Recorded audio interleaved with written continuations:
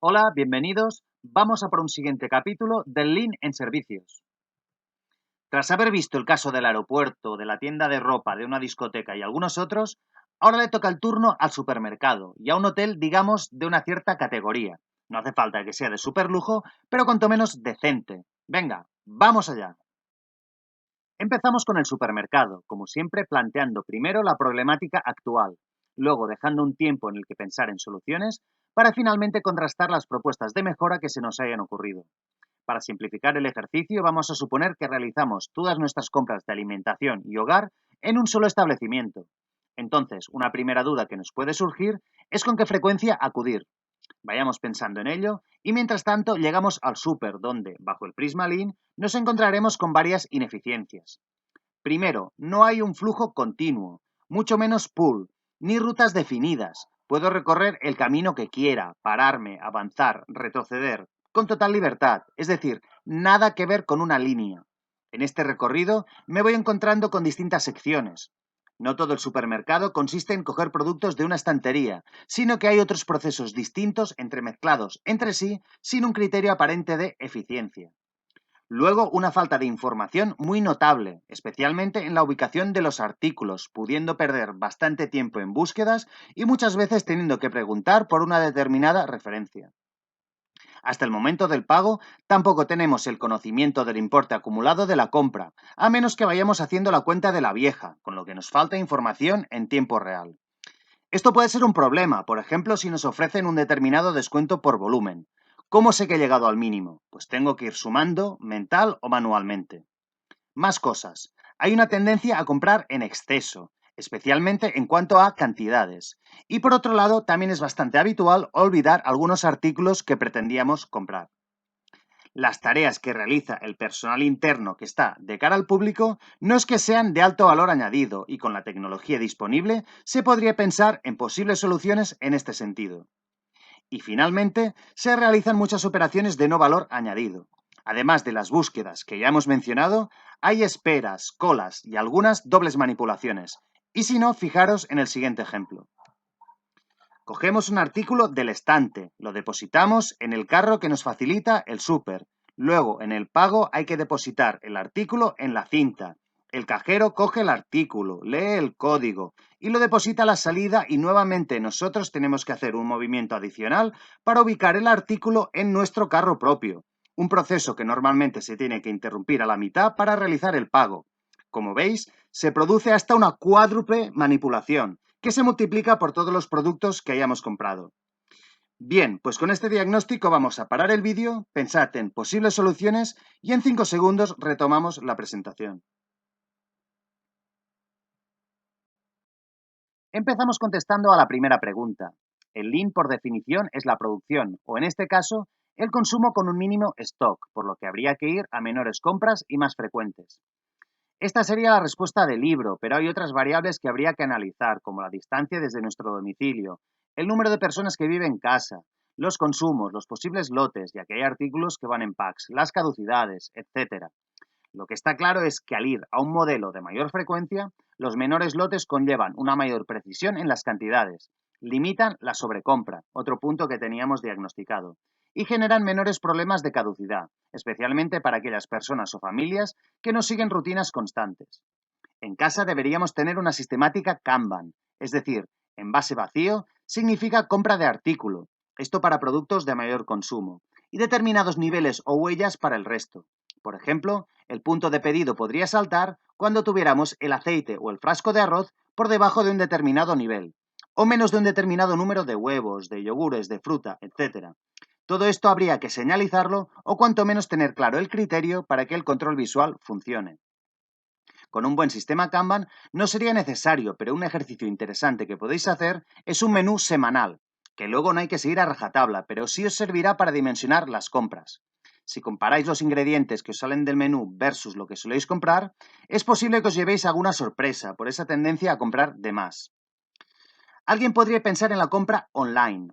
Podría ser una solución para algunos artículos, pero la mayoría no son estándar, por ejemplo, por la calidad de los productos frescos, y también, aunque en menor medida, por las distintas caducidades de los productos envasados. Esta última cuestión podría solucionarse ofreciendo para una misma referencia precios distintos según fecha de caducidad. En cuanto a la distribución física del supermercado, vamos a distinguir esas secciones de las que hablábamos, con procesos distintos. Por un lado tenemos los productos envasados, que simplemente es coger de la estantería. Por otro, las frutas y verduras, que las envasamos y pesamos nosotros mismos. Y finalmente, carnicería o pescadería, donde el proceso lo realizan otras personas, mientras nosotros nos limitamos a esperar. ¿De acuerdo? En este layout vamos también a tratar de eliminar las dobles manipulaciones, minimizar colas y automatizar algunos procesos manuales. Podríamos imaginarnos algo así. Entraríamos directamente con nuestro carro propio.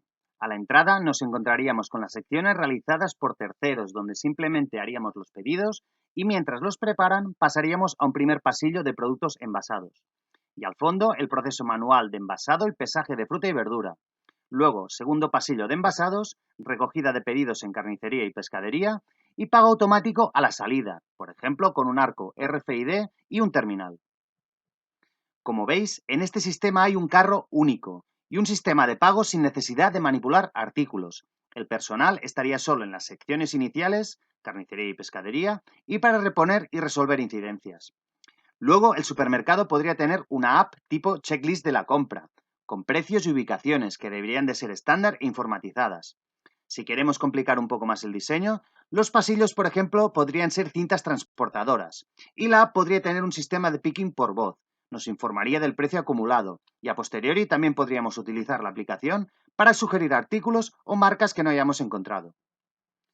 Muy bien, pues realizado este primer ejemplo, vamos a ver qué es lo que se puede hacer en un hotel. Como siempre, empezamos planteando la problemática actual, o dicho en positivo, las oportunidades de mejora. Yo he recopilado las siguientes. Esperas en recepción para realizar el check-in y el check-out en un proceso que podría ser bastante más ágil. Luego, falta de información. Primero, antes de reservar. Si utilizamos una plataforma en Internet, podemos ver fotos, precios y otros inputs, pero siempre cuando llegamos a un hotel, y en especial a la habitación, nos asalta esa sensación de sorpresa, a ver qué me voy a encontrar, qué accesorios habrá. Durante la estancia o en la habitación también nos surgen dudas que muchas veces hay que preguntar a recepción y que siempre son las mismas.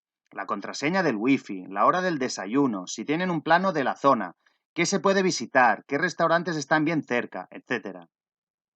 Igual que en el supermercado, el personal de recepción realiza también un trabajo de bastante poco valor añadido. Luego, el servicio es bastante estándar e inflexible cuando hay perfiles de clientes bastante diferenciados. Es muy distinto un viaje de negocios que uno por turismo, y sin embargo, estas personas reciben esencialmente las mismas prestaciones. Y es muy típico también las pequeñas incidencias en la habitación. Nuevamente siempre suelen ser las mismas.